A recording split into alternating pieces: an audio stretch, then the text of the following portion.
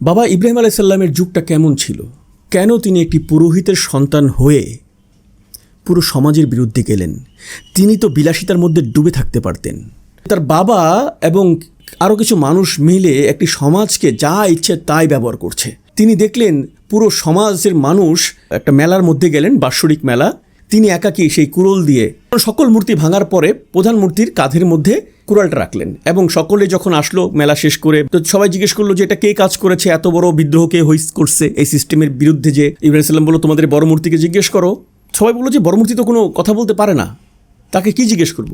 তখন তিনি, তোমরা যদি বড় মূর্তি কোনো কথা বলতে পারে না বা সে তার কোনো ক্ষমতা নাই, তাহলে তোমরা কেন মূর্তি পূজা করো? আর এই মূর্তির মধ্যে দিয়ে তোমরা এই সব লোকদেরকে শাসন ক্ষমতা দাও। ওই সোসাইটি, এলিট সোসাইটি, পুরোহিত শ্রেণী এবং নমরুদ এমন একটি শাস্তির ব্যবস্থা করলেন যে শাস্তি হবে এমন যা পৃথিবীর ইতিহাসে এটা লেখা থাকবে। আমরা সবাই জানি